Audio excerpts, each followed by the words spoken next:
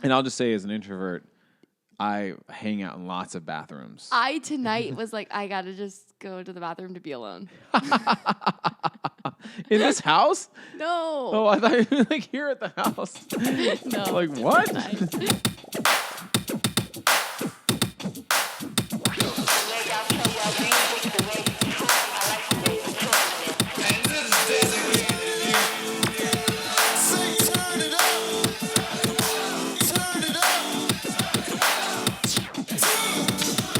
Hey everybody, welcome to No Small Thing. I'm Scott. And I'm Macy. And this is our 16th episode of the podcast. And tonight we are talking about drum roll. Oh, well, the introduction of an ASMR drum roll. Why don't you do an ASMR version? Oh, an ASMR. Yeah, this is an ASMR drum roll. Isn't that nice? Introversion versus extroversion. Woo! There it is. And then That wasn't soft truly cheers. ASMR. Soft cheers. chaps.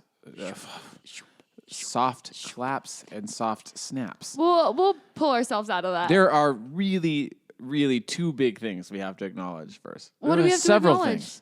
Several things. First of all, we're in a different location. We're at my house, which is different. We are at Scott's house. My kids are around, which is great, and they're kind of throwing me off a little bit. And also, my dog, Dodger, is sitting next to me. Is that throwing you off? No, I'm just, it's an acknowledgement. It's an acknowledgement. But the most important thing is Reuben Reuben is in is the here. house. The real person. Hi, I'm Reuben. He's real. We're not paying. He's not a paid actor. I'm real. He exists. Reuben is real, and he's going to share a rumination / I think just a poem later. Just a poem. Will you comment on the poem? Yeah, if you want me to. We do. It's your ruminations. Okay, so we said it, but Here we are. Introversion versus extroversion, which is... Or it's maybe it's not even versus. I don't sounds think like it's fighting. versus. Well, I Introversion think... and extroversion and everything in between. Ambiversion. What even... I was trying to find, like, what the definition of it is. Like, if you're an introvert or extrovert or ambivert. It's not temperament necessarily. My understanding of it has always been, and people can push back on this, and I'm sure it's a very incomplete understanding, is it's where you get your energy from. Yes. Well, I think that's essentially what Carl Jung... People say Jung or Young. There's no Jung. Oh, I said it wrong to begin with. Are you shaking your head? Reuben's shaking his head. Are you shaking your head because you don't know? Or are you shaking your head because you're embarrassed by Macy? Embarrassed by Macy. Okay. Tomato. Young, Jung, but not Jung. But not Jung. So I'm wrong. Carl Jung. Carl Jung. Who is... I don't really know everything, but is the person with Myers-Briggs. Yeah. Did he invent Myers-Briggs? I don't know about that. I think yeah, Myers and Briggs. I think people would say it's rooted in Jungian psychology. Yeah, I think that's it. And he was the first person to name that there are people who tend to receive their energy when they are put in a situation where they are socially and just like through interaction stimulated versus people who are by themselves or not around stimulus. And he noticed that there's kind of two ways of experiencing the world. Wow. You always bring some wild card information. I don't know this. Well, I probably have read it. You probably have read it. It's not in my brain. So that's where, so even if you look at Myers-Briggs, I mean, the first thing is introvert, extrovert. And it was Yoon. Tomato. Tomato. Potato. It was Jung who Jung. kind of brought that idea forward and named extroversion not just as being outgoing and introversion as being reserved, but he was the first person to name it as being an energy source or kind of the place where you yourself find your replenishment. Woo. You're getting right into some definitions. This is good. It's introvert, extrovert. I was thinking, I'm interested in why we think this is a good topic. Yeah. Why do we think this is a good topic? That's what I'm asking you. I think that this is a good topic And because... give your definition of wisdom. Well, my gosh, do you want me to? No, I'm totally kidding.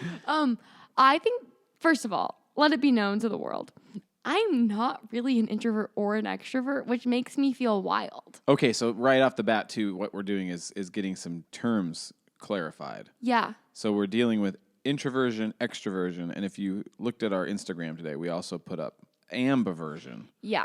which is the in-between. Yeah. So even if, we should even name introvert. That's people who tend to receive energy when they're by themselves or they're not. They themselves are replenished when they aren't receiving stimuli versus extroverts who are when they are surrounded by stimulus, that's energizing for them. And it's like in their brains, they receive dopamine more when being they're around with people, people, as opposed to people who are like hardcore introverts. They have higher dopamine levels when they're by themselves. I think it's less about stimulation and more about people, right? I think it's both.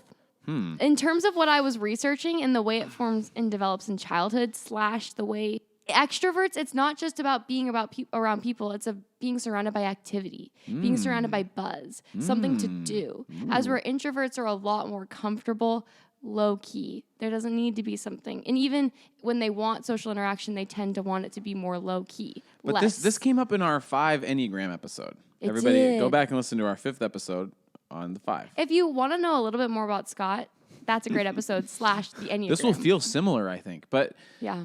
so Maybe. Also right off the bat, I am an introvert. I'm not in between. Yeah, Scott's an introvert, like hardcore. Yeah, Macy would say she's an ambivert at this stage in her life. Yeah. But she also thinks she's a baby, so she doesn't know yet. That's such a good way of putting it. I'm a baby human. I didn't know you're going to respond to that. I thought you'd be like offended. But I'm actually quoting yourself back to you because you've said that on this podcast. I am a baby. We're all babies. Let's be real about that. We're all babies. We're all children. You think that you have your life figured out? You probably don't. Good point. If you're if listening. you think you don't have your life figured out, you might be on the right track. Maybe. Yeah. Honestly, maybe. We can't say anything for certain. No, there's no such thing as maturity. There's no end goal. We're all equal. This is getting funny. Yeah, but I think I was saying this in the 5 podcast episodes. Stimulus. That is an interesting word because you could call books and information stimulus. It's a different kind of stimulus. I think it's like activity. Yeah, activity. That's what we said in the 5 episode. Really? Stimulated by activity. Right. And as opposed to being stimulated by your own internal brain. And I think books on some level, it is a bridge. It's not just books though, it's music, it's movies, it's whatever you find to do on your own without other people around. And when I'm at my house by myself, which isn't frequent, there's just so much to do. I never am thinking, oh gosh, I wish somebody was here with me. It's like, I can play my guitar. I can listen to this podcast. I can read this book. Now I can finally watch this video clip I was wanting to watch. Now I can do this. Now I can do this. It's like all never-ending things that I can do. By yourself. Yeah. Which is so interesting because I think for some extroverts out there, people who are hardcore extroverts, That would be crazy to them. it would be not just crazy, like terrifying. Terrifying. Which is That's an extreme extrovert, I an think. extreme extrovert. And what would be terrifying for an extreme introvert would be a social engagement where they're expected to be on their game and expected to show up and be present and be social for hours and not know when they're going to get their alone time. I think that's part of it too. Is if they don't know when they're going to have that place to recharge, that can be in itself overwhelming, daunting, and terrifying. Whoa, well said. That's well said. Yeah, I think I'm an ambivert. I've experienced both. ambivert. So as a baby human, Macy. As a baby human. When did this sort of language get on your radar? Ambivert versus extrovert? Extrovert, introvert, all that, the whole concepts. Probably in high school, freshman year, we had to take Myers-Briggs. Yeah. And I never knew my thing because I never knew if I was intro or extro. I was always like, I'm both. Some days I'm this way. INFP. Some days I'm that way. Yeah, I think that's me. And someday we'll have Jack on this podcast, and he's a 5-wing-6. And he's very similar to Reuben, actually, meaning... Jack is Scott's son. Yeah, Jack's my son, and he's pretentious. So was Reuben. He's pretentious. Reuben is also my son. He researches heavily. So my son Jack doesn't just know about Enneagram. He has a lot to say about the Myers-Briggs, and apparently none of us are using Myers-Briggs correctly. Really? What's wrong with us? Oh, yeah. I don't even know. I mean, he's tried to explain it to me several times, and it's deep. Oh, shoot. And essentially, the introvert-extrovert dichotomy right off the bat at the beginning, the I or the E, is misleading. Is very misleading. So it's hard to get your mind around. I'm not the one to describe it. You'd have to ask my son. Well, and you know what's interesting is in terms of doing research, I'm not quoting any specific study. I read like a lot of articles in hopes of kind of having a grasp in terms of how does introvert versus extrovert versus ambivert play out in terms of population? How many people are extroverts? How many people are introverts? How many people identify as ambiverts? And essentially it does seem that it is a sliding scale.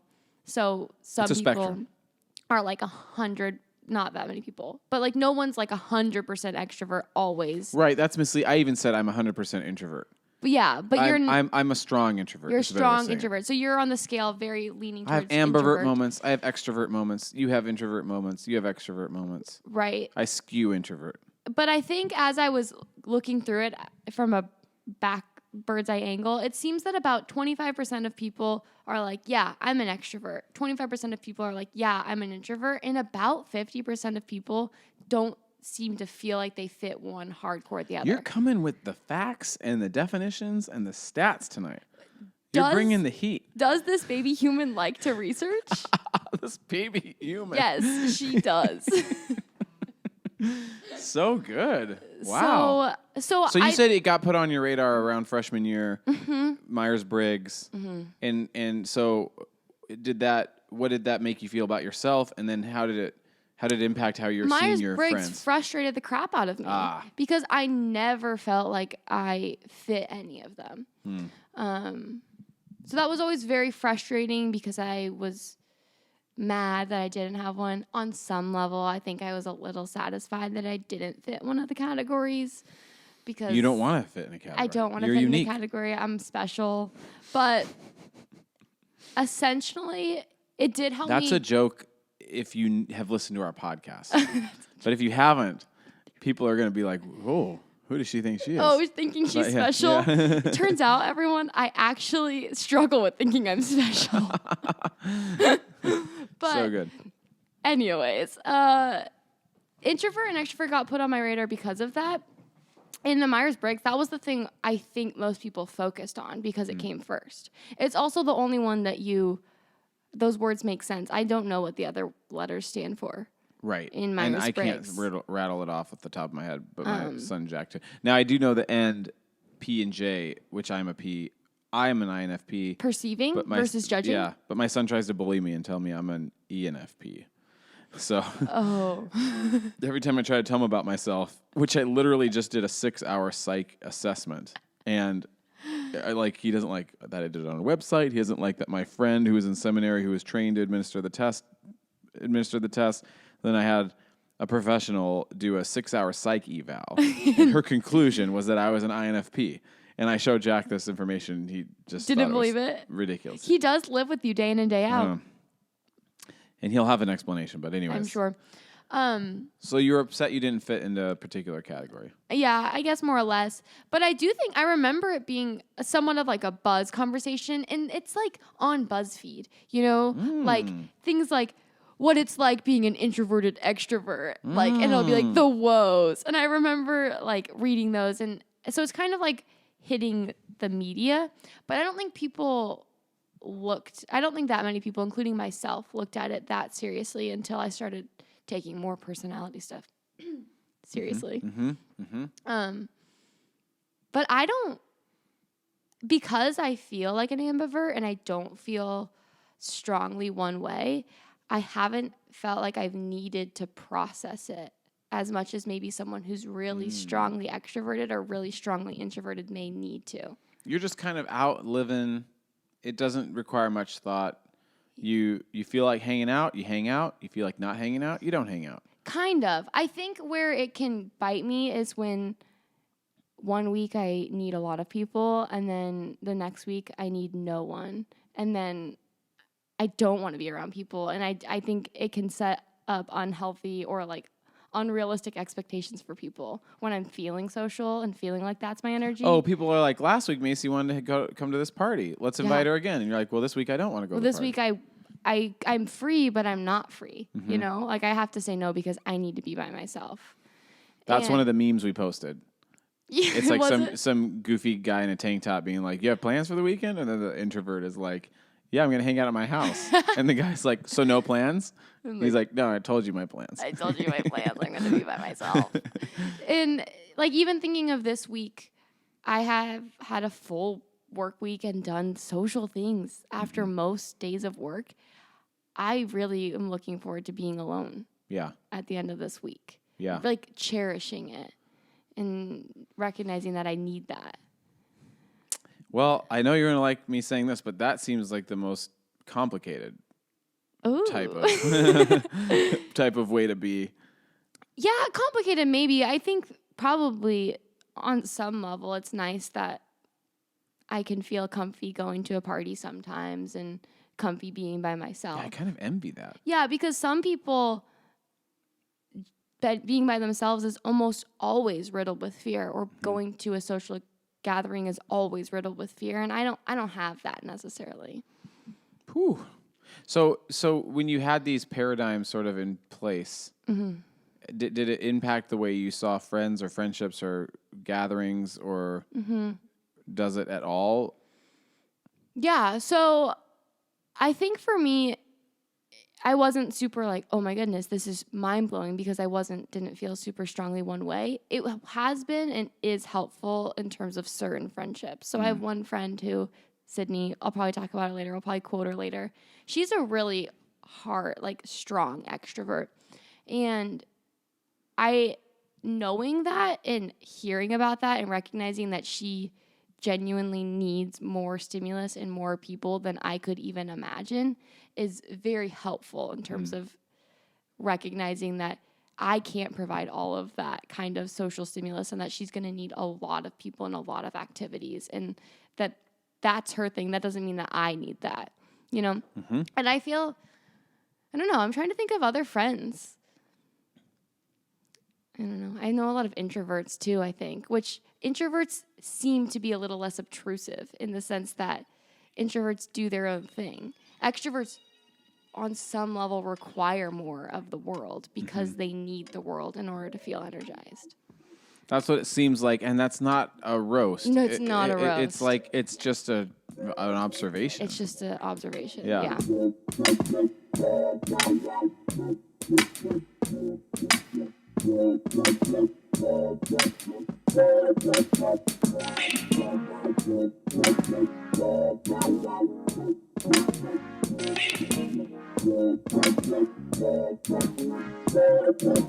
Hey everybody, so just a few quick No Small Thing keeping house items. If you are listening to this No Small Thing, we're so glad that you found us. If you're looking for different platforms to listen, you can listen on Stitcher, SoundCloud, Google Play, and Apple Podcasts. Those are the platforms that you can be listening to this podcast and sharing about No Small Thing. Speaking of sharing, it means so much to us, and it helps the podcast to grow. The more you can share episodes. So if there's an episode that you loved of No Small Thing, maybe it's this one, clicking share, sharing that with a friend, it really helps to get the word out about the podcast. And if this No Small Thing is something you believe in or something that you've enjoyed, it means a lot to us, and it's an easy way to support the podcast. Other things is ratings and reviews. It helps for people to find the podcast, the more ratings and reviews that we have. And it also totally helps us to know what you like about the podcast. What has this meant to you, or what things don't you like? The more feedback we can get, I think, the better. So giving us a rating, giving us a funny title, saying your true thoughts about what you think of No Small Thing is so helpful, and another awesome way to support the podcast. Last thing If you aren't already, you can be following No Small Thing on Instagram. We like to post memes. We post about upcoming episodes, and that's where we'll be throwing out questions for ways that you can be engaging with the podcast. So if you're hoping to engage with No Small Thing, follow us on Instagram. It's just No Small Thing. And you can find out and keep up with what's going on. Thank you so much. Thanks for listening. It is such an honor that you're listening. We hope that that you enjoy the rest of the show. All right. Catch you later.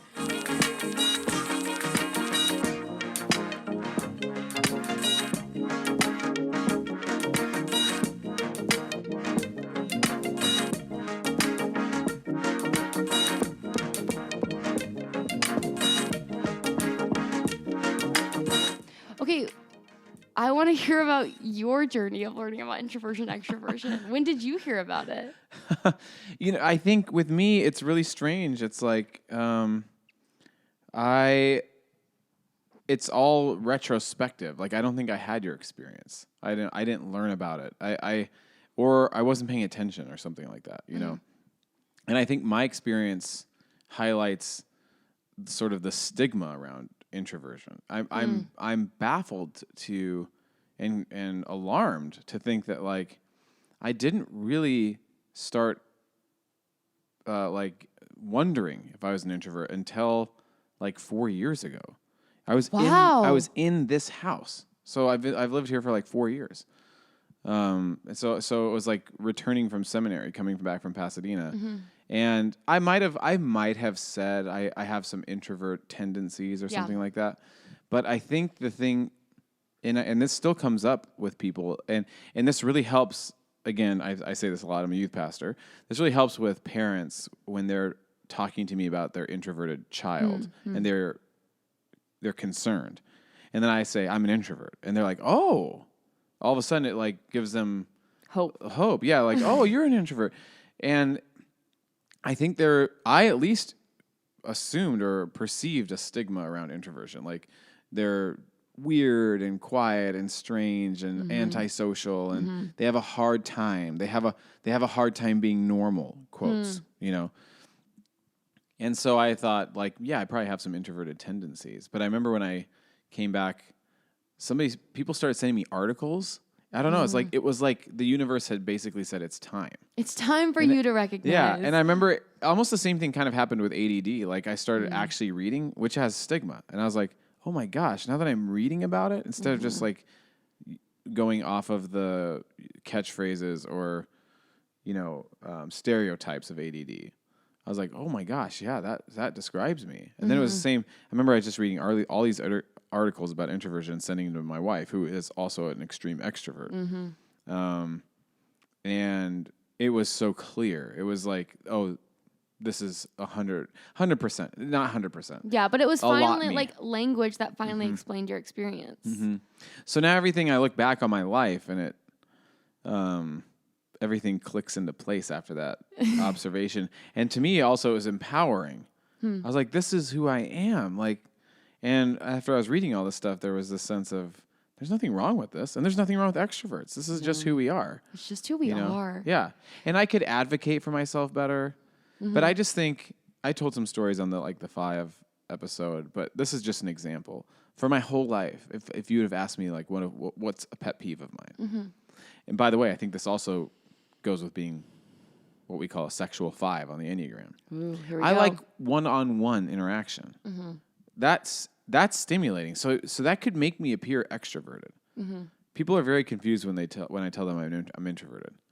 I actually am stimulated and filled up by one-on-one interaction. Yeah. Not always. Which I think is somewhat an introverted thing. I was also doing some research on it in terms of introverts do like intimate conversation. And they do get energized by small, intimate conversation. Intimate. Whatever that. So that's how it is. So here's. I wonder. I'll say something, and unfortunately, we don't have a true extrovert represented here tonight. But I'll say something that I'm sure will make. It's okay, I can pretend to be extroverted. Sure. Woo! I'm gonna woo. No. I think you could tell. Maybe you can I can't access. Maybe you can access some extrovert stories a little. I'll try to. Because I think it's cathartic for people that are listening. I'm an extrovert as a student. Okay, so you should tell some stories. Okay. So here's a pet peeve of mine. I have to imagine most introverts would relate to this. And I look back at my life, and this has been a theme from childhood to adulthood. I get invited to a party. I'm told, here's who's coming. I show up to the party, and early on in the party, more people start showing up. It's kind of a classic thing, almost like in a television show. Somebody throws a house party, and it starts getting out of hand, and people start showing up. Now, I imagine for extroverts, this seems like a wonderful, spontaneous. Can you believe it? Look at all the people showing up. This is great. Where's this going? Oh my gosh! And look who's here now. And again, that's great. There's been moments in my life, especially where I've felt so hurt or even duped of thinking like, as an adult, especially. Again, I'm 39, so like I am older. We're all babies. We're baby humans, but this is an old baby human. A little older than Macy. Sort of like a dinner party with a couple. And and if it's on the calendar, it's like a month or two in advance.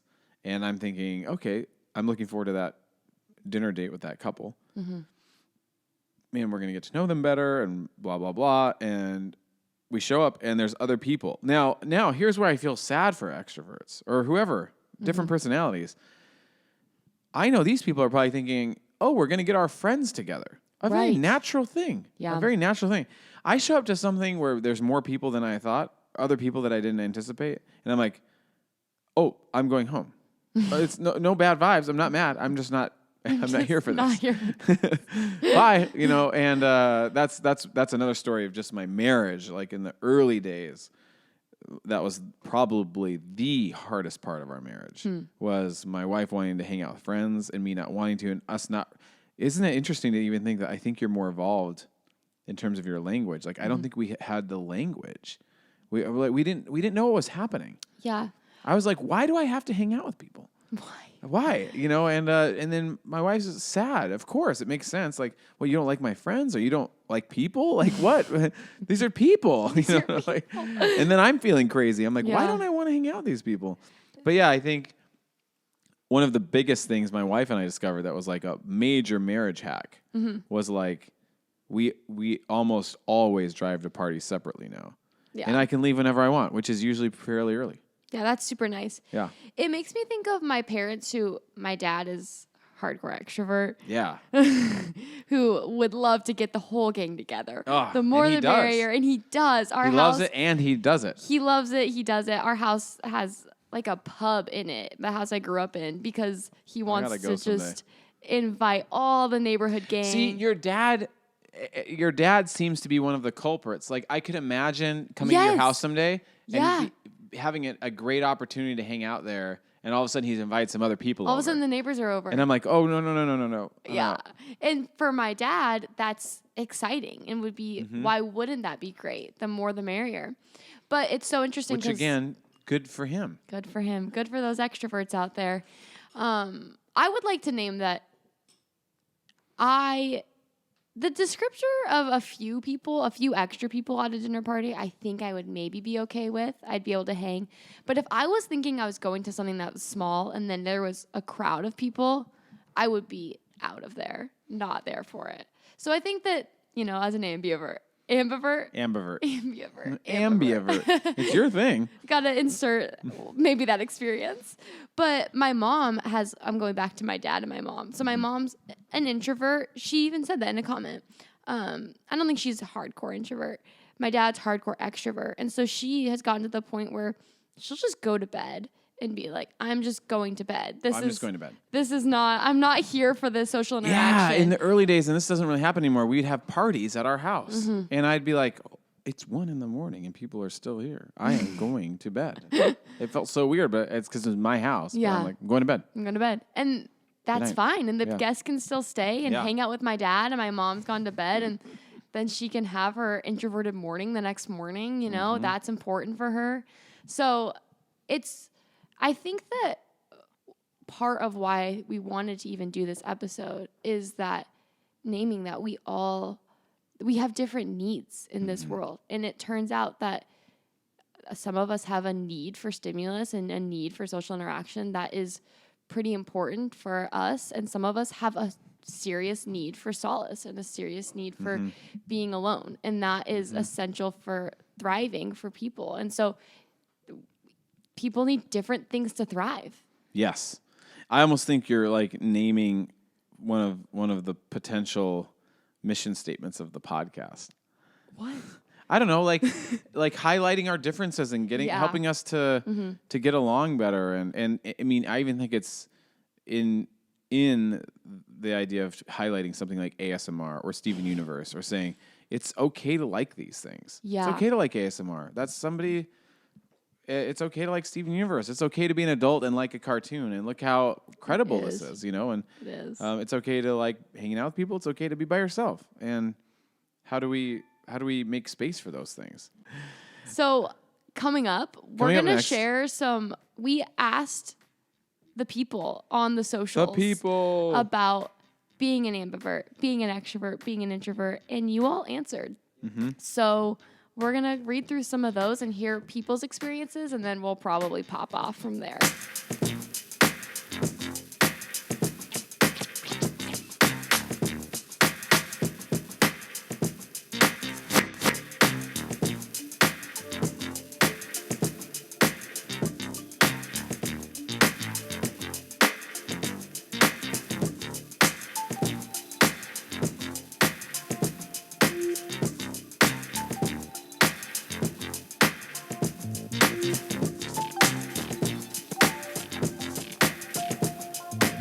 Okay, so on our Instagram today, and by the way, if you're not following us on Instagram, we're at No Small Thing. So go ahead and follow us. We're trying to engage with our audience. We're not just trying, we are. Okay, and I'll just say for the time being, we have visions of getting all serious about our website and our email and stuff. But for the time being, our primary way of engaging with an audience is through Instagram. So we are going to go through introvert, extrovert, ambivert. We put out some. We put out some. Scott found some requests. Solid gold memes on the internet. Oh, and for the introverts especially, for me, the introvert memes are so good. Which one's your favorite meme? The first one. That's just why I did it. Seeing someone out in public that you don't want to talk to, and now they're walking towards you, waving, and you're just like. With a grimace. There's a great picture of an older guy with a really cringy face. And it says, seeing someone out in public that you don't want to talk to, and now they're walking towards you and waving at you, and you're just like, and then the grimace face. The grimace. Yeah, and then the next one's a penguin running away. I'm not going to go through all of them. Nope. Don't get nervous. See someone waiting for the elevator, takes the stairs to avoid conversation. These are introverts, people. These are introverts. And it's my life. So, that sounds really fun, but I'm going to be busy not doing that. I love that. It's a little boy playing a flute or something. Just, hey, I'm not going to be doing that. Your ideas, everything you're doing sounds kind of fun, but I'm going to hard pass on that. I love that. Be over here by myself. That's so good. Because that really represents how I feel, I think. I'm like, don't pity me. I'm going to be great. That is the thing is extroverts pity introverts. They think they're sad. And it's like, no. Oh, Scott didn't come out tonight. What's going on with Scott? Is he what's lonely? He doing? Yeah. Nope, he's great. alone. Yeah. He is rapping old Wu-Tang Clan songs to his self in the mirror. Yes. Yeah. Have you ever done that? Yes. Oh. Yes. Okay. Having a blast. Wow, having a blast. Okay, let's read these comments. Do you want to start? Yeah, I'm going to read a comment. Okay, so this is introverts. Or it's people that responded to the introvert request. So, I mean, I don't even know if Daniel's an introvert. He said he is. Okay, here we go. So, I'm going to read from the part where it says, this is from Daniel Kais 137, who is a person we know. And we love. And a good friend, and he claims to be an introvert. Claims. I don't know, Daniel. Identifies as an introvert. He said, I once heard a brain scientist say that extroverts' brains need more stimulus in their surroundings to feel like their life is normal and balanced. I also heard this. Which is why which is why they often seem to be actively pursuing experiences. Conversely, introverts' brains are already overstimulated simply by the mere experience of life itself. And they put their efforts towards making the experience less overwhelming through withdrawal and passivity. I live my life as an often overstimulated introvert, and I love being able to escape away from chaotic people and obligations into a peaceful inner world I've created for myself. Daniel Kai snaps. And that was a really great contribution of content. What about that? Did you vibe with all of it? I vibed with all of it, but something that we haven't mentioned is, so there's this book, I have it right here, and I've mentioned it before. It's called Quiet by Susan Cain. I think it's one of the main important books on introversion. Mm-hmm. There's a few others. There's another called The Introvert's Advantage, which I don't have in front of me. But this was when I was introvert. What's that? Some introvert you are. Oh, some introvert. I don't have all my books. He says, conversely, introverts' brains are already overstimulated simply by the mere experience of life itself. That is the key. I think that's the key to understanding introverts. And I remember in this book, Quiet by Susan Cain, she says, this was a revelation to me, and I already said this to Macy, but introvert kids are a little bit more spastic because they're being overstimulated. So all of the stimulus coming at them overwhelms them and they act kind of crazy. Now, as you get older, that changes. Whereas extroverted kids are actually, this sounds crazy or counterintuitive, but it doesn't until you really think about it. An extroverted kid is actually pretty peaceful because they're not overstimulated by the environment. They're fine with stimulation. So they sit there just taking it all in, being very happy and pleasant. But an introverted kid who's born with an introverted temperament is overwhelmed and starts crying, starts acting out. Yeah. Well, and I read in something on the internet. In something on the internet. The internet has answers. But then I also heard this in a podcast, also just out in the world, that vague internet allusions, vague podcast references. It seemed to fit. A podcast. Okay, that's just for fun. Come on. It's a banter podcast. This is banter. Sometimes we go into banter mode. Sometimes So I was reading that there's like studies trying to figure out like if you can tell a temperament in terms of extrovert, introvert as a person is an infant, and that there's like a few certain behaviors that children that tend to grow into being more introverted tend to have when they're an infant and they're exposed to stimuli. Specifically, they'll like arch their back in a certain way. Oh yeah, you said when that. They're stimulated, or who knows? I don't know if they I did will. that. Yeah, they're a lot more fussy. Yeah, because their brains process that stimulus as it's overwhelming, as where an extrovert processes it and that gives them a dopamine kick. Like literally, they're charged and fueled extroverts by, and like their brain is telling you this is good, this is great, this is euphoria, as where an introvert is this is fearful, this is stimulus, this I don't understand. They're experiencing the world completely different.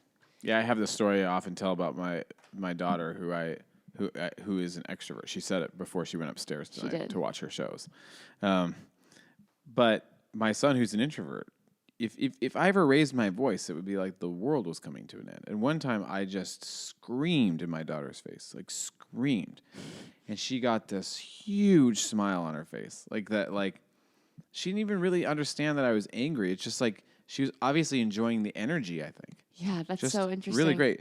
So Daniel, let's see, he says, I live my life as an often overstimulated introvert, and I love being able to escape away from chaotic people and obligations into a peaceful inner world I've created for myself. That's an introvert. Yeah, I believe you, Daniel. Yeah. Daniel doesn't claim to be an introvert. Daniel is an introvert. Is an introvert. We believe you. It's all a scale. And I really truly imagine introverts really resonating with those words. Yeah. He says, let's see. He says, I once heard a brain scientist say that extroverts' brains need more stimulus in their surroundings to feel like their life is normal and balanced, which is why they often seem to be actively pursuing experiences. Conversely, introverts' brains are already overstimulated. I'm just repeating it because it's worth repeating. It's worth repeating. Overstimulated. Maybe that helps people understand it's not personal. That's what I'd always want to say Right. as an introvert. I think people have hurt feelings if you don't want to hang out with them. It's like Yeah, this isn't it's a personal true. thing. It has nothing to do with who you are. Yeah, I'm just overstimulated right now. Yeah. I just need Don't worry about it. You know, don't worry about it. But on some level, I think it's interesting to think about how extroverts may sometimes, if they're not having those experiences, are understimulated without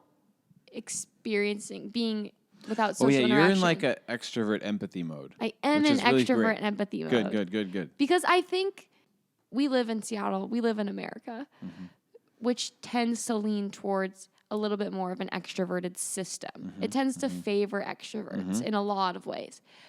But I think people who are extreme extroverts, I think there is its own challenges that because the world seems to be, made for extroverts, that those get overlooked and not seen. So I'm here for you extroverts who being alone is really scary. And I don't think that I can't even name the fear that there is to being alone for extroverts. I think it's a very real and daunting fear. I think my wife must be an ambivert, Marissa, because she does love being around people. So she gets labeled as like an extreme extrovert. However, she really is fine having a day to herself and having hours of quiet and reading. But I remember just recently, she was just having a really bad day here at the house. And I think I told you about this. And This is a great extrovert story. But it's also like kind of classic Queen Anne. It's like, it was just a day where we were all sitting around the house and you could tell she was getting kind of stir crazy and just in a bad mood.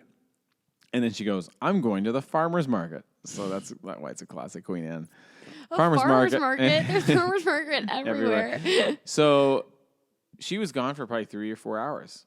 And she just came back so happy and pumped and stimulated and excited and all sorts of stories. Yeah. That's another thing. I think my wife skews an extrovert. But one of my favorite things is when she gets stimulated like that and happy, I'll often ask her things like, who did you talk to? I love hearing all the stories. Yeah.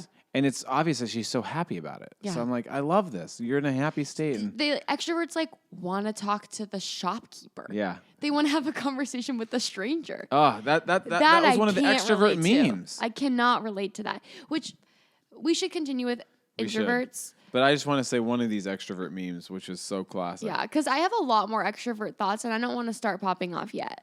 Maybe I don't even have it in here. There was one about like talking to like people at the grocery store. That's totally an extrovert. Okay, so I'll read Ava's. Okay, it's pretty long. Ava, bringing the heat, bringing the introvert heat right here. Ava, Ava wrote on our Instagram as herself, so I don't think she minds me talking about her. No. One of our favorite kids. She's in our youth group. All kids in my youth group are favorite.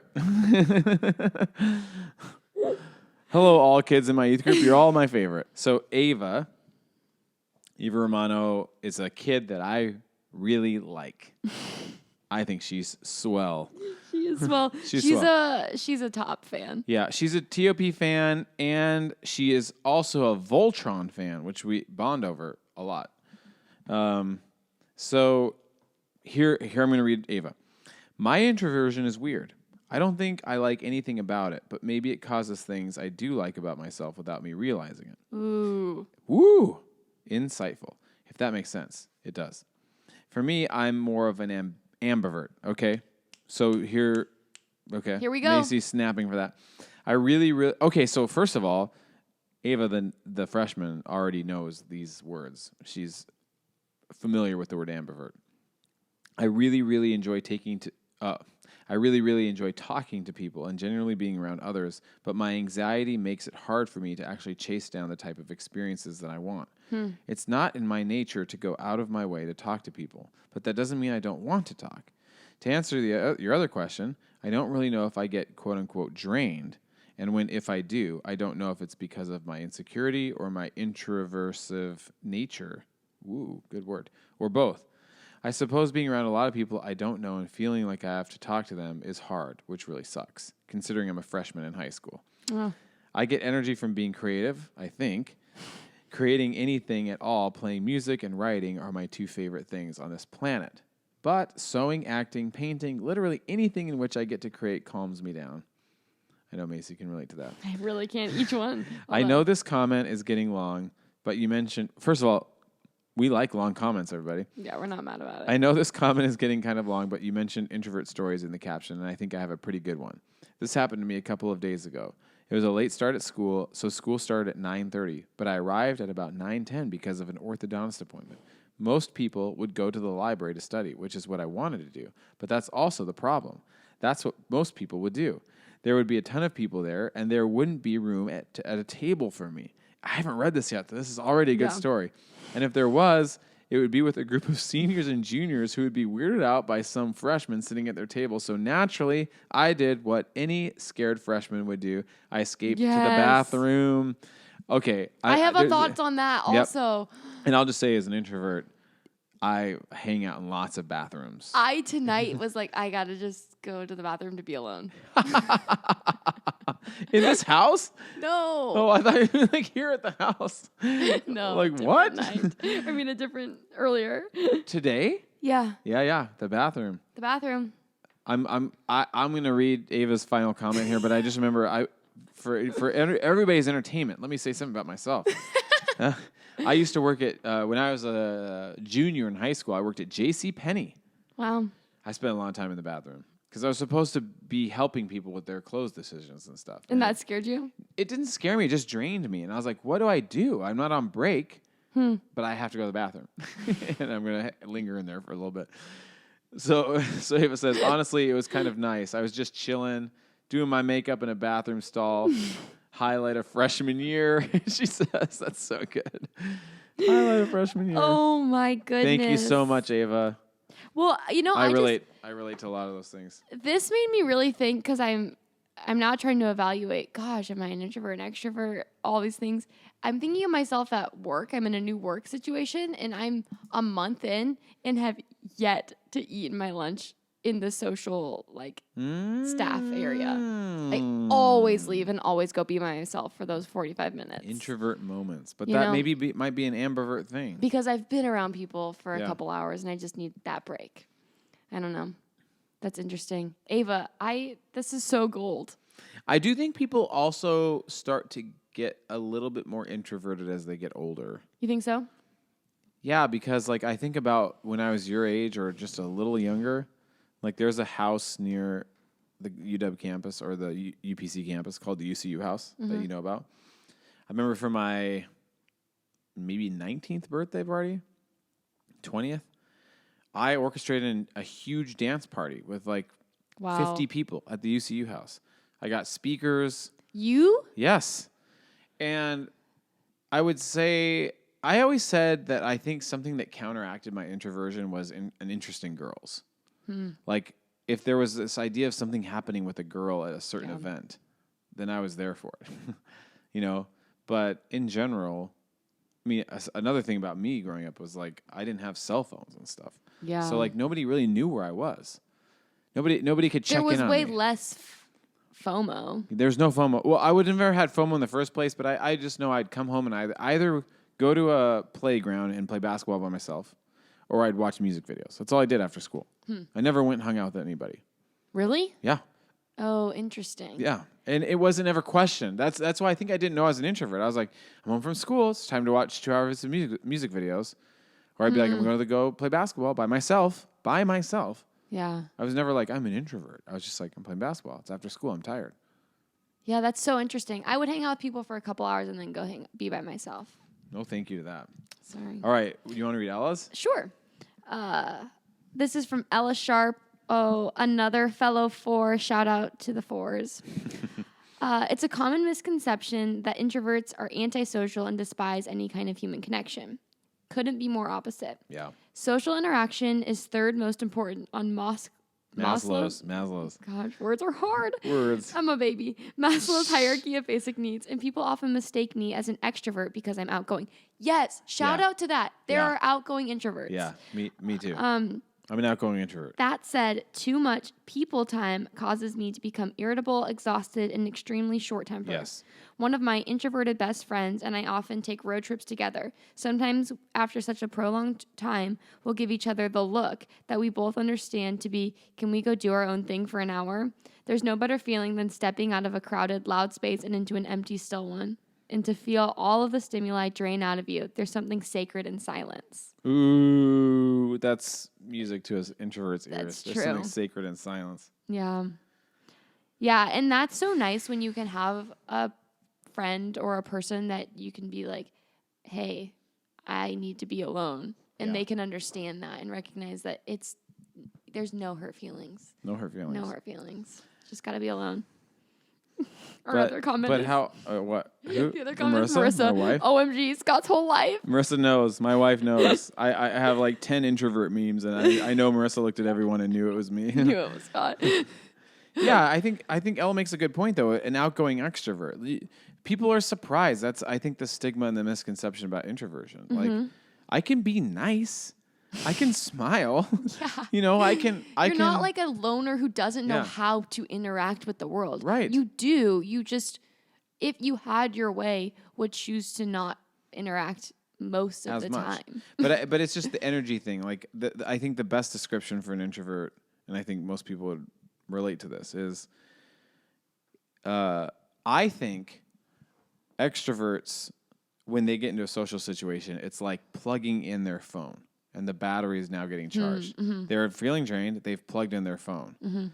For me, it's the opposite. I go to a social situation and I'm unplugged and my phone is now starting, my battery life is starting to get drained. Yeah. It's not a bad thing. It's just a fact. It's like I'm sitting here talking to you and I'm enjoying myself, but I'm also always aware that my battery life is going. Yeah. And I'm like, okay, I'm at 90% right now. I'm having fun. This is good. I like talking to you. Here I am. Now I'm at 75%. Interesting. Okay, pretty soon I'll be at 45. I'm at 45. Oh. And here I am talking to everybody, smiling. I'm smiling, and I'm at 20%. And I'm like, oh, crap. What's happening? Gotta go to the bathroom. I'm going to the bathroom for a little bit. I have to go to the bathroom, everybody. I think that there's something about that space of being alone and being like, I gotta process all the people, all that's around me. I don't want anybody to think that I actually don't legitimately have to go to the bathroom.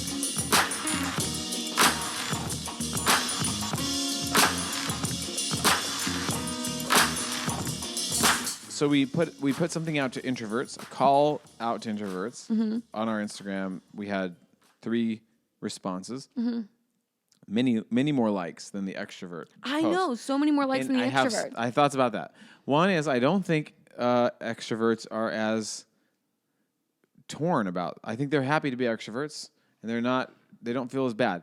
That's a generalization, but I also think. Probably extroverts aren't on social media as much as an introvert. An introvert is pulling up their phone and hanging out. What do you think about that? Oh, I don't Extroverts know. are too busy for this. I don't know. I think extroverts probably can get some of that energy. I was having thoughts about this in terms of, can an extrovert receive energy in terms of an online community or engaging in social media? Gotta hear Does from that those count extroverts. as stimulus Extroverts, let for us an know. extrovert? As opposed to an introvert, I think social media is a way for introverts to kind of dip their toes in terms Extroverts? of Yeah. introverts. Introverts, To yes. dip their toes in terms of being social or engaging with the world, but it's low stakes because you can do it from your safe place That's of being true. by yourself. And I notice, like, I talk about the metaphor of like an island. I like getting away to an island, and I feel like I'm literally separated from the world or from people. And all of a sudden, I'll notice that like I get really excited about texting people.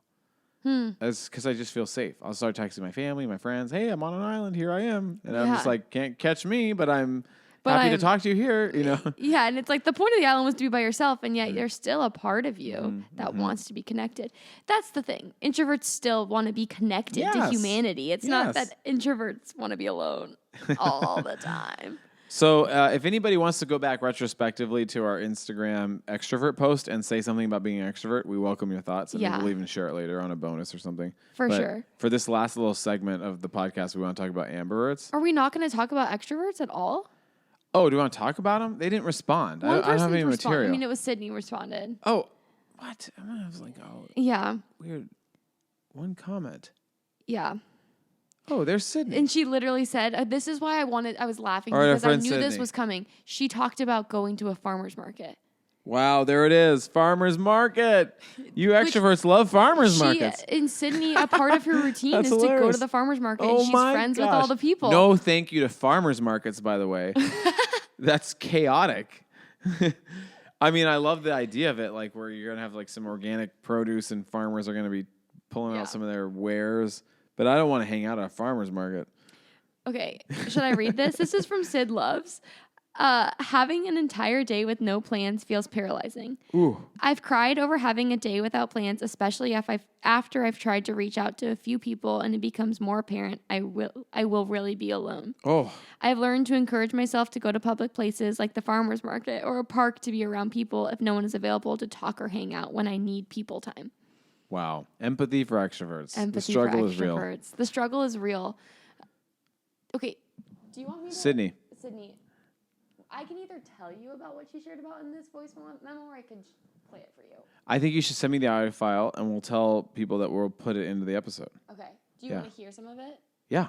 Okay. Okay, so what's going to happen now is Macy is going to play me an actual audio file that Sydney sent her. So we have this Instagram comment from Sydney, which I also feel like we should kind of unpack, but I think it stands alone. sorry. No, it's fine.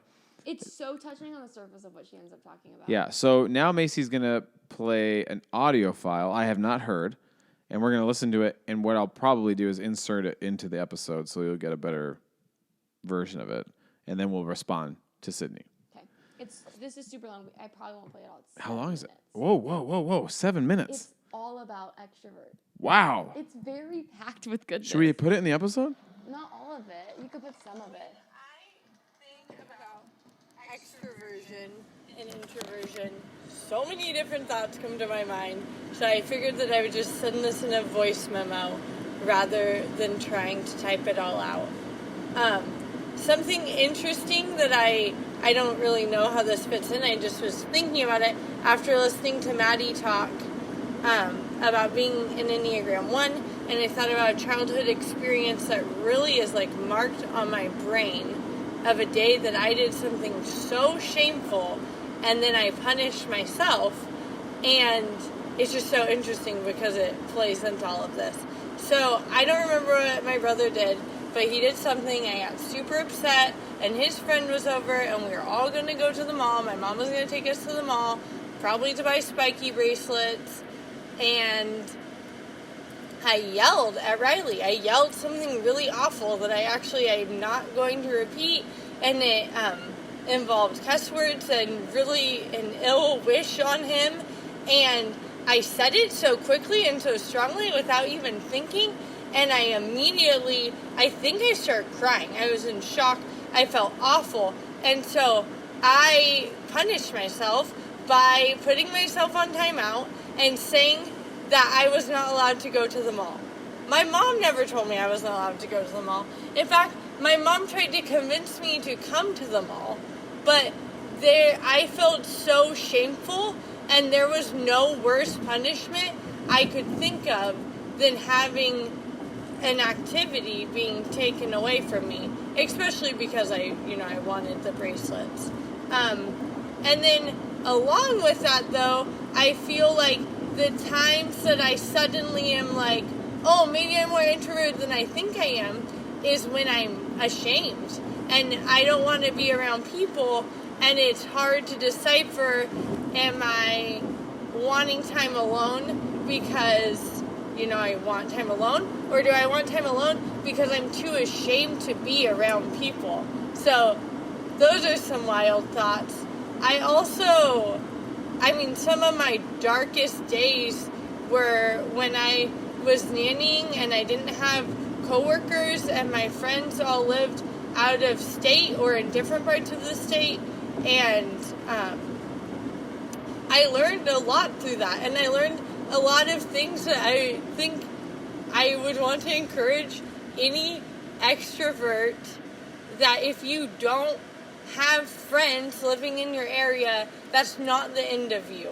It really isn't. There's other ways to be around people, and in the beginning it's awkward and it feels crazy, but the more you do it, it could help you forever. It just helped me last weekend. I texted or called about 5 different people. No one could talk on the phone. No one could hang out. No one could even really respond.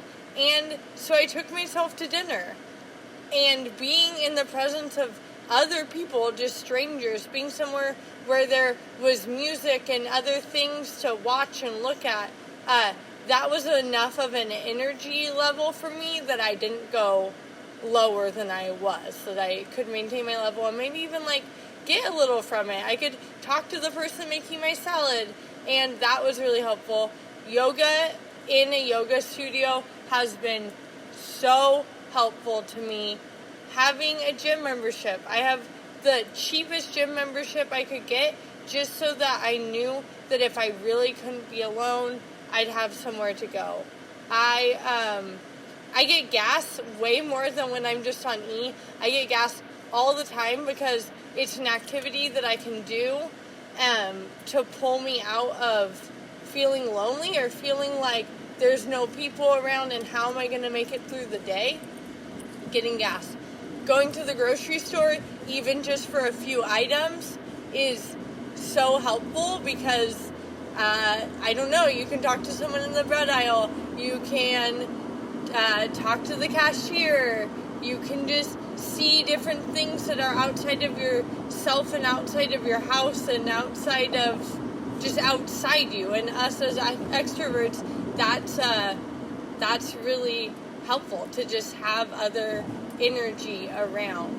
I'm not advocating for no alone time. There was a time in my life when I could not really be alone without falling asleep. That's something I still struggle with, but I do think that it's healthy and good to identify if you need more stimulus, and don't ever let people shame you for it. People in my life would think I was crazy for wanting to go to lunch after going on a hike, or wanting to go do whatever after we had already hung out, or hang out with different people, or wanting to go out after a day of work, and on and on and on. And I think what it comes down to is you know yourself, and you know what gives you energy and what doesn't. And I think it is so healthy to find activities that you can do alone. Mine are painting and poetry and yoga on some level. That really helps for both, because I can interact with people in the studio and then be alone. But yeah, I think overall I would not change that I am an extrovert. I like it very much. And there was a time when I really thought I was broken. I thought I was broken and I didn't understand why I needed more social interaction. Or people would say, you're like the Energizer Bunny. And maybe that's people that had less energy feeling annoyed, but that's just what it is. Sometimes I get sad that I don't feel okay spending a whole day alone. That makes me feel like maybe I haven't become enough of an adult or something. But I don't think that really is what it is. I think it's all just a scale, and okay, I think that's it. I talked so much just now and really got into it. I felt like I was talking to someone on the phone, which you can throw that in there, that talking on the phone, extroverts, at least this extrovert, loves talking on the phone. Well, I guess this 4 and this extrovert. I don't know. I'm just a Sydney. You can take anything I say and use it or use nothing at all. I am just so pumped to be asked questions. Yeah, okay, bye. First of all, I don't relate in any way. I would never go to the gas station or the grocery store to talk to people ever. So that just highlights our differences. I think for me, I know Sydney really well, and I know this extrovert really well, and it's something that her being an extrovert has been something I've seen in her the whole time I've known her. She hates being alone, and I've always been like, I'm 50-50 about being alone. I've known her for a long time, and even her sending that message and talking and explaining a lot of the random things that she does, which are all things that I know she does with her life. I know that she goes and gets gas randomly, and I know that she goes to the farmer's market, and that's important for her, and that running errands, going out to Target, going out to get a few things, that is what she needs to keep going. Even like her expressing that and explaining that in her own way and kind of naming how without doing those things, she feels a lack of energy. It just gives me a lot of empathy for it. Like a lot of, I don't feel that way. Yeah. You know, yeah, I don't feel that need. Yeah. And so there's not that need to be filled. And so I recognize that extroverts, they need a lot of stimulus, and that does on some level require maybe more energy from the people around them. Mm-hmm. But it's a true necessary need of extroverts, which I think gives me a better lens in which to offer, you know. Yeah. Yeah, it's a beautiful thing. Social. It's kind of a classically beautiful thing. Wanting to be around people, wanting to be around friends, wanting to get people together. There's nothing wrong with that. Yeah. I don't relate, but that's you could hear how important it is to her in her voice. Because it was so raw. Yeah, and I think that that's something so important to name is that for people who are hardcore extroverts or people who just need a lot of social interaction, which I guess makes you an extrovert, it's a daily thing. Mm-hmm. Every single day, there's probably this question of what am I going to fill my day with? What am I going to do that I could be energized with? Mm-hmm. As where I think introverts tend to hope, where will there be time in my day? Yeah. Like, where will there be empty spaces? They're asking different questions when they wake up. And they have to fulfill those needs. And so I know for Sydney, in her life at times, she had like a Saturday or Saturdays where she always was pretty much like, it was a day where she didn't work, didn't have any obligations and all of those things. It was the hardest day of the week for her because it was free. Wow. Best day of my life. Which would be, for an introvert, the best day. But for an extrovert, if you don't have it filled, there's so much probably shame and so much lack of energy. And I don't know. We gotta appreciate that. We have to appreciate that there's people out there. Extroverts. Empathy for extroverts, empathy for introverts, empathy for all. I loved that part of it too. And this is something that was super insightful in Sydney's sharing, was that it doesn't even need to be her having a conversation with a person she knows. It could literally be being around people. Just the energy and the buzz of people and things around is what gives her energy. Yeah.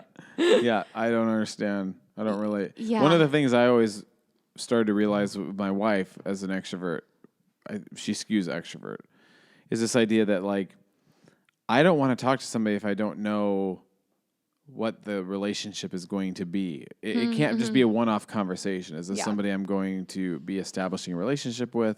What's the point?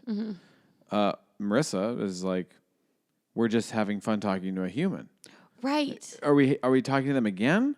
Is there another follow-up? Why? You know, that's my question. You have so many questions. Yeah, we're just enjoying life right now. I'm like, there's a real beauty to that. I mean, to a certain extent, you could say that's like a 5 integration type of vibe, but to just enjoy talking to someone and not need to know where it's leading. Yeah. Yeah, that's interesting. Okay, so I think what's got to happen now is it's got to happen. Coming up next, we're going to do something that we've been alluding Wait, are we to. going to read the ambiverts? No. We will. But here's what we're having to take a pause. We're taking a pause. And I think what we've said is the Reuven ruminations will come in randomly. It just comes in. So it's got to interrupt. Talking to you at Yeah, it's got to interrupt. It's got to interrupt the introversion, extroversion conversation. I hear. But I also got to get You my got to kids to bed. put your kids to bed. So I don't know if we're going to leave that in the podcast, but just so you know, what's about to happen is we're not going to 7-Eleven. I'm gonna get my kids to bed, not put, because they're 14 and 12 now. But I'm gonna get them to bed, And then we're going to have a Reuven rumination. and we're gonna have a Reuven rumination, and then we'll get back to the conversation. We'll conclude with a conversation about ambiverts, and then we'll have some closing thoughts.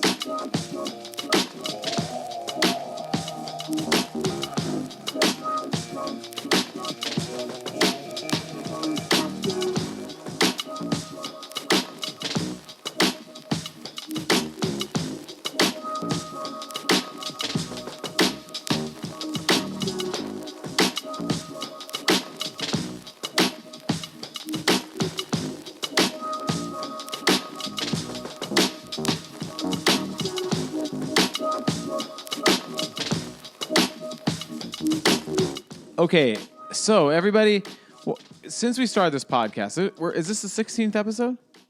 This is the 16th This is the 16th episode. Before we even started recording, we had this idea that Reuven, our friend, who's been here in the house, would have something that we had different names for, but we're currently landing on Reuven's ruminations. It could change, and I will say my interpretation of what this is. Okay. You can say your interpretation, and then Reuven can say his interpretation. Everything's being interpreted. When we hang out with Reuven says very interesting things. This is true. In almost any circumstance and context, Reuven says very interesting things. And what is your major again? Or master's? You're working. What's your program? Oh, this is a hard question to. Here comes Reuven. He's now been handed a microphone. Talk close to the microphone, Reuven. Well, technically, I'm the English department. I'm a second-year student. You're not talking close enough. I'm a second-year student. And I think when you're in graduate school, things get really interdisciplinary. So, like, I'm in the English department, but the things that I do would not be what people usually expect when they hear English. Okay, but what? So you say your main emphasis is colonialism? Is that what you'd say? How would you describe it? I think.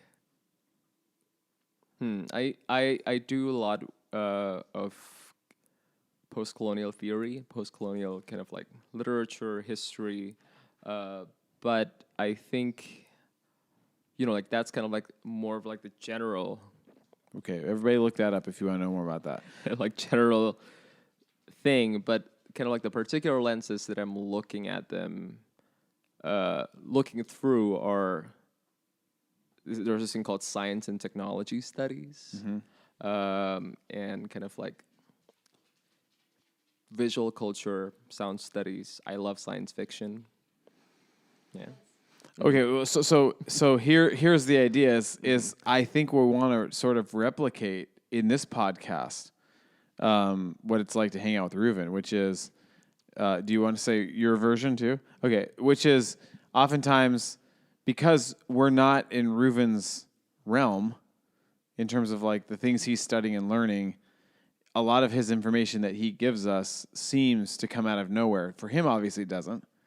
And then we're oftentimes simply left just wondering about the information he's given us. I don't typically have much to say because it's out of my league, or it's coming from a completely different place that's not my area of expertise or study, and it's oftentimes very insightful and articulate and intellectual. And I think the idea of Reuven's ruminations was on the podcast. It just kind of happens. We don't explain it. We let it be.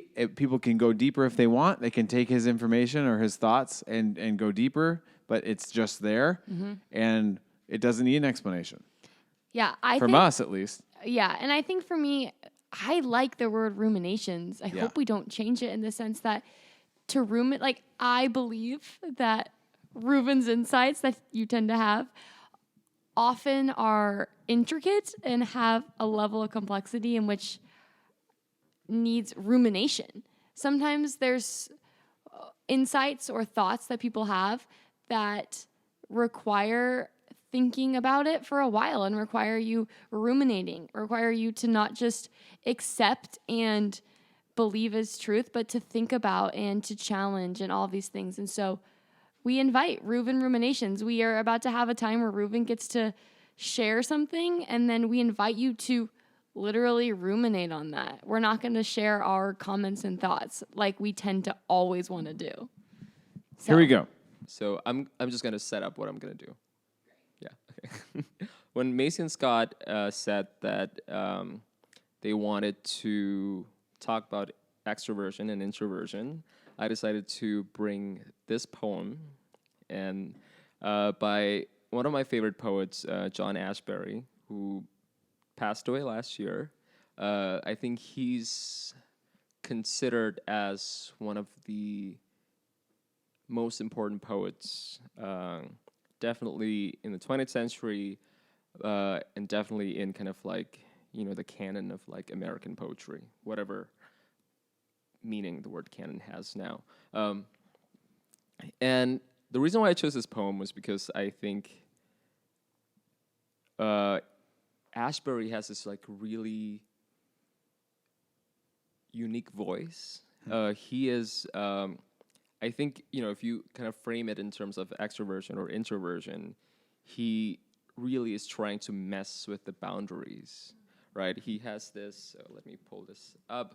He has this quote about writing poetry where he says, "I don't look on poetry as closed works. I feel they're going on all the time in my head, and I occasionally snip off a length." Ooh, that's good. Yeah. That's good. So, I mean, he's really wild. Yeah. And you know what? I'm going to read the poem first. Here we go. And then And I'm going ruminate to... a little bit. Yeah, but... maybe a little bit more.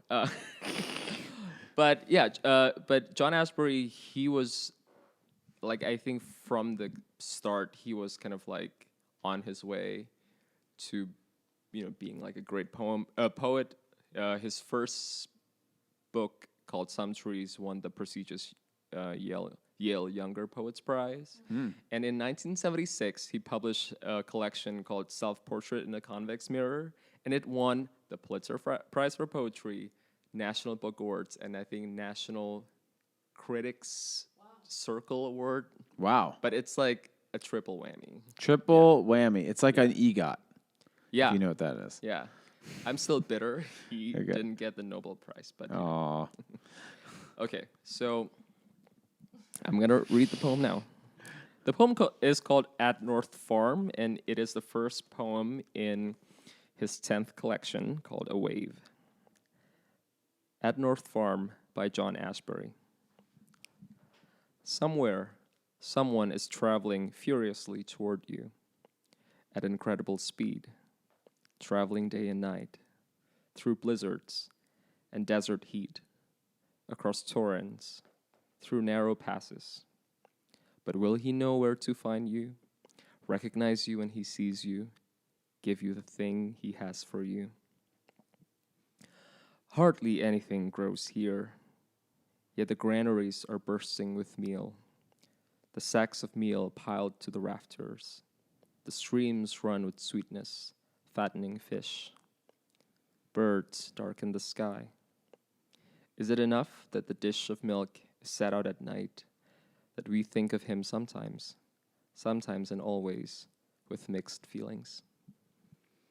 Gosh, that's so good. And I think So good. kind of rerouting it a little bit to extroversion and introversion, I think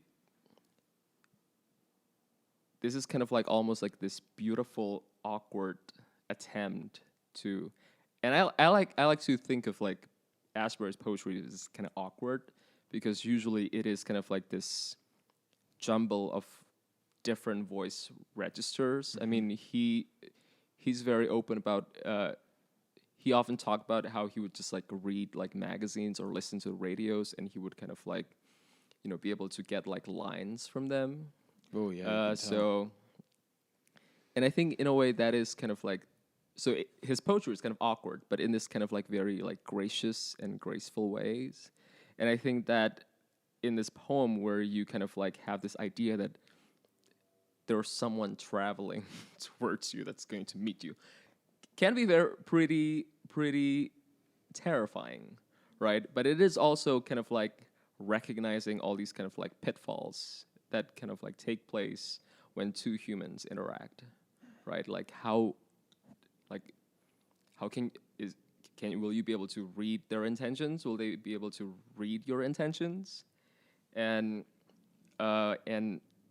you know, like human beings will never like communicate perfectly with each other, but there is this kind of like awkwardness that is also gracious and graceful. So I think I kind of want to zero in on this word awkward a little bit, because sometimes we think of awkwardness as like the obstacle to communication. But I think in this poem, and I think Asbury's poetry in general, why it appeals to me so much is because it doesn't do away with the awkwardness. It sees awkwardness as what makes communication possible. Like this, yeah, because, I mean, you know, you keep trying, you keep saying it again and again, you keep finding new ways to say old things or new things, right? So, yeah, that is my rumination for today.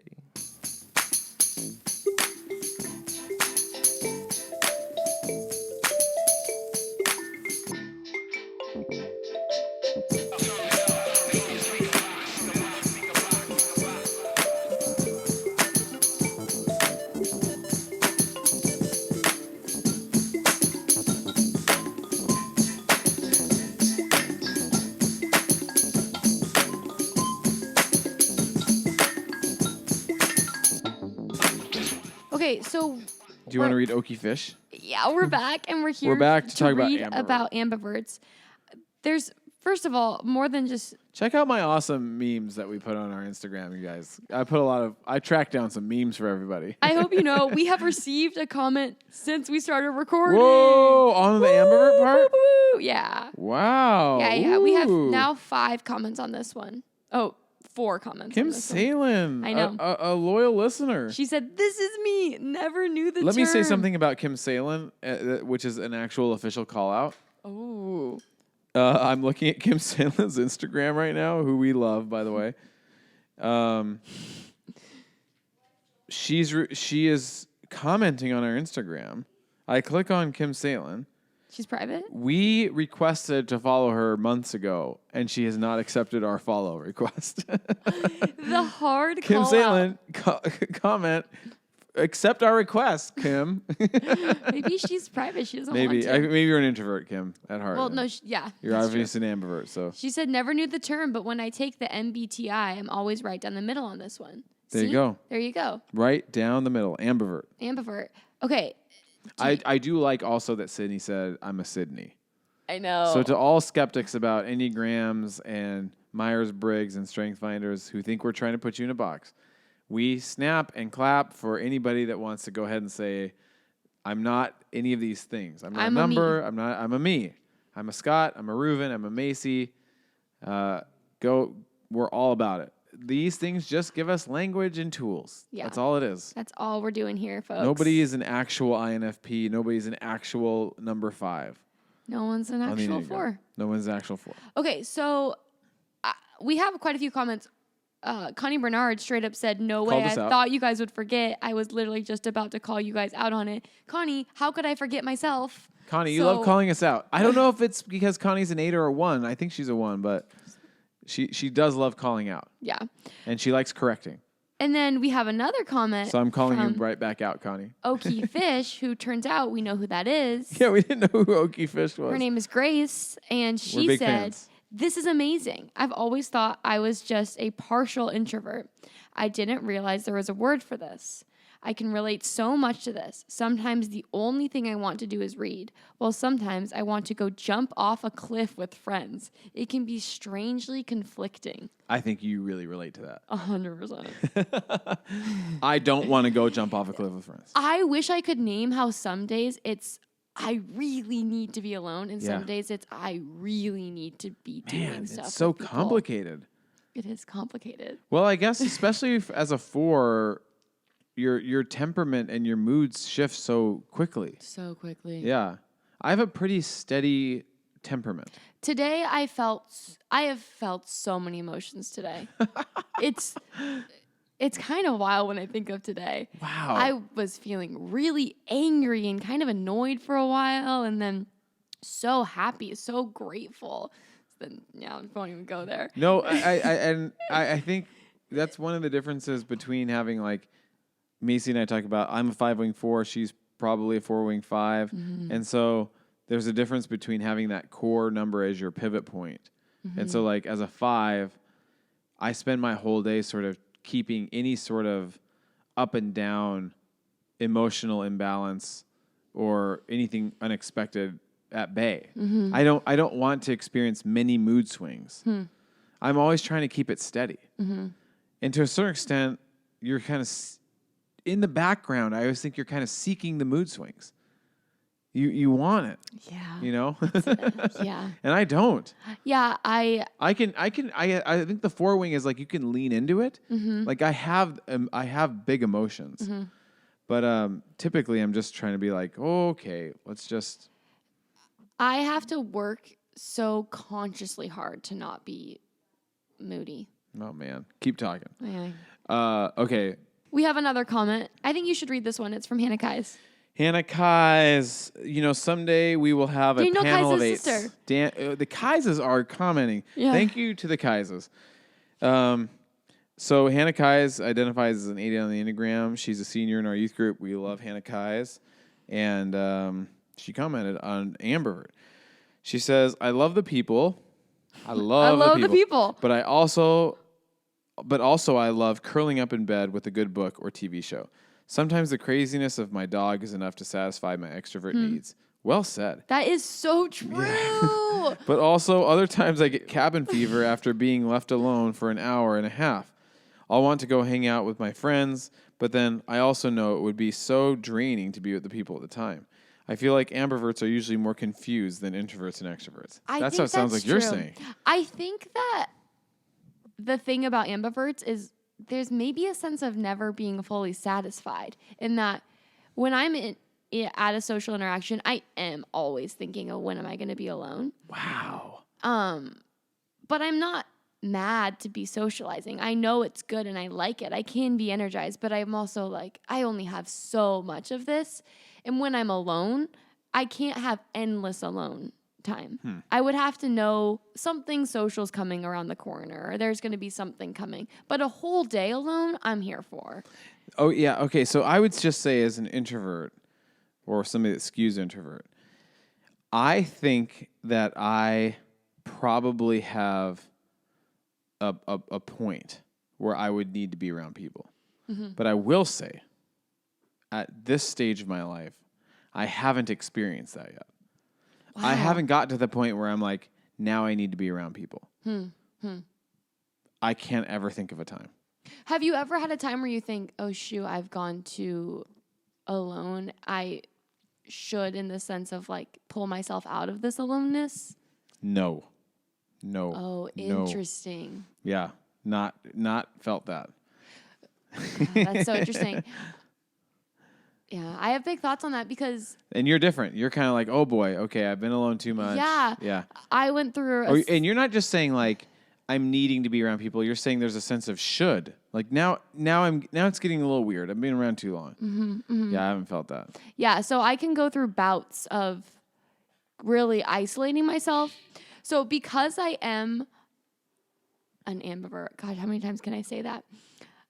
Macy is an ambivert. I think I probably lean more towards introvert, though, to be honest. What? I think I lean more introvert. And I had about 3 weeks where I was staying at Scott's house watching his dog, which fulfilled my extrovert needs. And I found myself to go down, in my mind, it felt almost like a hole of being more and more alone and isolating myself. Did it feel good? It was nice. Yeah. But I think about 3 weeks in, was a little scared of how comfortable I was being alone and how that's a much stigma. much I was saying no to friends and things. And then I realized, oh gosh, I haven't seen some of my friends in a month. And they mean something to me. So I need to get out of this trap of aloneness almost. Yeah, at some point, probably that's a good idea. I think at some point you can indulge it too much and not start to move out of that space and move in towards, probably integration of saying, if you are feeling in this introverted hole, I think introverts can get into a hole of being alone and becoming, there's a stereotype of a loner. I guess the problem is if you're starting to feel depressive. But if you're feeling good, who knows? Honestly, we're really in who knows territory. Yeah, I guess that is true. I wasn't necessarily feeling depressive, but I was aware that I don't know. I think maybe it was an obligation towards people. Right. That's what I'm saying, though. Like, that obligation is fine and good and human and good to pay attention to. Yeah. But in terms of just your pure spirit and how you're feeling, I think that's the interesting thing. Yeah. I'll say one image that comes to mind, and I've mentioned this person before, also shout out the 5th season of Chef's Table is out. We haven't started yet, but we're really excited. Yeah, that's got to be good. I think one of the things we need to consider overall with this whole thing is different ways of being in the world. Like, so maybe there's something for extroverts that are just spectacular that we haven't even considered that they need to feel freed up to do, like living in a commune together, like more community, not just a husband, but like something along the lines of like Wild Wild Country. Maybe there is people that just need to be together, and why not? We can do whatever we want. But then I just remember this Chef's Table episode that has stuck out to me for the longest time, where this chef, his name is Francis, and he has his own private island in Patagonia. Oh, and I said this episode earlier. was epic. Yes. And it's like, okay, so people roll their eyes when I say this, and I'm not proposing it for my own personal life, but I just think it's interesting.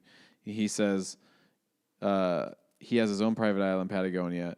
He's 20 days out of the month by himself, typically 10 days traveling, typically 10 days in Patagonia on his island, and 10 days with his wife and kid. Wow. But he goes to his island. Okay, so what's wrong with that? We have a paradigm of saying, you're with your family, you do this, you show up for this, you do this, you go out for parties. And I was just watching this being like, this is life. This guy is living life here. Yeah. And he's doing what he wants, and he's a good person. Yeah, I mean, lucky for him, his wife is able to be with the kid all the time, and sure. he can own an island. That's a different thing. I mean, a side note on Francis is like he's remarried, so he's married to someone that's about 30 years younger than him. He's already has grown-up kids, so now he's got a brand new kid. He's 60, she's like in her late 30s. Yeah. So it's a whole different story. Yeah, but it's very complex. Very complex, but I'm just saying there's almost an infinite ways of being in the world. Yeah. And we should feel empowered to try to pursue those ways that feel whole and good to each of us. So I think that's an interesting little test of you being in the house for a week or 3 weeks. Yeah. It really was a mind test. Yeah. Yeah. Yeah. So that's kind of one closing thought. I'm going to end with a short reading, but do you have a closing thought or two? Yeah, my closing thought is really just piggybacking off of that. But it is this idea of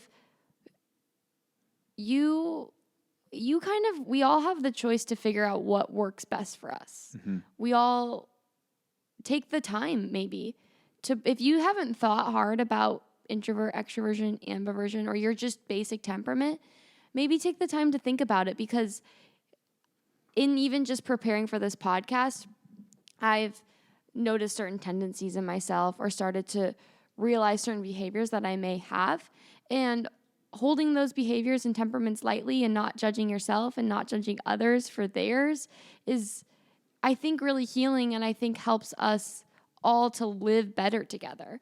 So I'm inspired, I guess. Well said. So I would encourage other people. I feel You're like inspired by our podcast? Yeah, it's a thing. It's fine.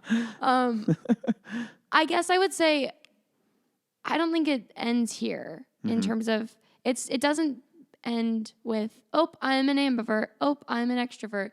that's just kind of, I think, almost the beginning too of realizing, okay, what does this mean for me, and where do I best thrive, and what do I need to thrive? Where do I get my energy? What can I be doing to set myself up and the people around me that I can be the best person to the people around me? So maybe that is going away for a day during the week, and then you'll be the best self you can be present for the other 6 days. I don't know. Do the work. Do the work. I mean, that's the thing about negotiating relationships. It's like I have an extroverted friend. I have an extroverted wife. I personally, you have extroverted friend. And so it's a constant negotiation. It's saying, I value this person. This person wants to be around me. I also want to be around this person. Maybe not as long as they'd like, and maybe not as frequent as they like, but I can make a sacrifice. I hope that person's also appreciating that it's now 3 hours and I'm drained and I've loved it. That's the thing. I've loved it. Right. Just because I'm drained doesn't mean I haven't had fun. Well, and you have to process it. Yeah. I have so many more thoughts. We have to end this. I have a lot more extrovert thoughts, though. Do you want to share a few more in closing? Because that's probably the most imbalanced. The processing thing is just, it's both introvert and extrovert thoughts. In terms of scientifically, introverts process information differently than extroverts typically. Is extroverts are typically verbal processors, which is where I've always thought I'm an extrovert because I am a verbal processor. But introverts tend to not want to respond to things immediately, and they don't speak out on their first instinct, as where extroverts tend to trust their voice more and just speak out because they're energized by something and they have to put energy back out, as where introverts hear something and then are overwhelmed and have to process before they can even think of moving forward. Now, I'll process all day with a close friend. Yeah. And there's probably less than 5. But that's what's so strange. That's what's so strange. And we're doing closing thoughts, but like I live with myself. I know that I'm constantly talking. I'm talking to myself and then my closest people, which I'm around pretty frequently because I try to be around the people I like. Yeah. I'm always talking. But to other people, I wouldn't come across that way. And that's surprising for me to realize sometimes. I'm like, wow, well, I'm always talking. Yeah. I talk to Marissa, talk to Macy, talk to my kids, talk to these people, talk to Sean, whoever it is. I'm talking to people. Yeah. But then I'm choosing not to talk to most people, and especially in a group setting, like even at our work. If somebody's like, we're talking about this today, here's our staff, 60 people, and I'm like instantly like, no, thank you, unnerved. And I'm like, please don't ask me to talk. I'll be in the back. I'm going to go to the bathroom. Yeah. I guess because maybe you and I would relate to this, is that my thoughts are going to be more spontaneous and slightly out of the box and wondering, and I don't feel satisfied in any way tailoring my thoughts to the context, like, oh, this is what this group would want to hear. Yeah. And then I start to do that. What would this group want to hear? And then I'm like, I am not interested in saying that, but are people going to call on me to say that? And should I start wondering and trying to discern what this group would want to hear? And that sounds draining and I'm not interested, but maybe I should. It's just maybe crazy. I should. And even now, I'm sure other people, other temperaments are not thinking these things. They're just like, I think this, I'm saying this. Here it is. Yeah. Yeesh. That's what I'm saying. In a classroom, I'm extroverted. Yeah. Wow. I really, a side comes out inside of me where I just process and I'm there present and I'm energized by all the people around me and the information, the activity. Okay. Yeah. Scott has a closing benediction. So I'll just say this is a very important book. There's very few big important books on introversion. One is called The Introvert Advantage. This one is called Quiet, and it was given to me by my friend Laura Nile, who I hope we have someday on to talk about being an 8. And it was a game changer to me. I mean, I could do. Maybe I should. Maybe I'll do my own rant on this book. Wow. But it gave me so many helpful insights and made me feel less crazy. But this is her conclusion, and her conclusion to this big book that she worked on for 7 years is less than 3 pages. Yeah. And this is our concluding concluding thoughts. Concluding word to you all. Yeah, and I think it's good. The book's called Quiet by Susan Cain, and I think it's good because it's not just about introversion. So here we go. Love is essential. Gregariousness is optional. Cherish your nearest and dearest. Work with colleagues you like and respect. Scan new acquaintances for those who might fall into the former categories or whose company you enjoy for its own sake. And don't worry about socializing with everyone. Relationships make everyone happier, introverts included, but think quality over quantity.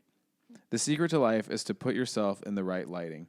For some, it's a Broadway spotlight. For others, a lamp-lit desk. Use your natural powers of persistence and concentration, insight and sensitivity to do work you love and work that matters. Solve problems, make art, think deeply. Figure out what you are meant to contribute to the world and make sure you contribute it. If this requires public speaking or networking or other activities that make you comfortable, do them anyway. But accept that they're difficult. Get the training you need to make them easier and reward yourself when you're done. Quit your job as a TV anchor and get a degree in library science. But if TV anchoring is what you love, then create an extroverted persona to get yourself through the day. Here's a rule of thumb for networking events. One new honest-to-goodness relationship is worth 10 fistfuls of business cards. Rush home afterward and kick back on your sofa. Carve out restorative niches. Respect your loved one's need for socializing and your own for solitude. Spend your free time the way you like it, not the way you think you're supposed to. Stay home on New Year's Eve if that's what makes you happy. Skip the committee meeting, cross the street to avoid making aimless chit-chat with random acquaintances. Read, cook, run. Write a story. Make a deal with yourself that you'll attend a number of social events in exchange for not feeling guilty when you beg off. If your children are quiet, help them make peace with new situations and new people, but otherwise let them be themselves. Delight in the originality of their minds. Take pride in the strength of their consciences and the loyalty of their friendships. Don't expect them to follow the gang. Encourage them to follow their passions instead. Throw confetti when they claim the fruits of their passions, whether it's on the drummer's throne, on the softball field, or on the page. If you're a teacher, enjoy your gregarious and participatory students, but don't forget to cultivate the shy, the gentle, the autonomous, the ones with single-minded enthusiasms for chemistry sets, or parrot taxonomy, or 19th century art. They are the artists, engineers, and thinkers of tomorrow. If you're a manager, remember that 1/3 to 1/2 of your workforce is probably introverted, whether they appear that way or not. Think twice about how you design your organization's office space. Don't expect introverts to get jazzed up about open office plans, or for that matter, lunchtime birthday parties. Make the most of introvert strengths. These are the people who can help you think deeply, strategize, solve complex problems, and spot canaries in your coal mine. Whoever you are, bear in mind that appearance is not reality. Some people act like extroverts, but the effort costs them energy, authenticity, and even physical health. Others seem aloof or self-contained, but their inner landscapes are rich and full of drama. So the next time you see a person with a composed face and a soft voice, remember that inside her mind, she might be solving an equation, composing a sonnet, designing a hat. She might, that is, be developing the powers of quiet. We know from myths and fairy tales that there are many different kinds of powers in this world. One child is given a lightsaber, another a wizard's education. The trick is not to amass all the different kinds of available power, but to use the well kind you've been granted. Introverts are offered keys to private gardens full of riches. To possess such a key is to tumble like Alice down the rabbit hole. She didn't choose to go to Wonderland, but she made of it an adventure that was fresh and fantastic and very much her own. Lewis Carroll was an introvert too, by the way. Without him, there would be no Alice in Wonderland. And by now, this shouldn't be a surprise. Wow. That was good. Isn't that good? Yeah.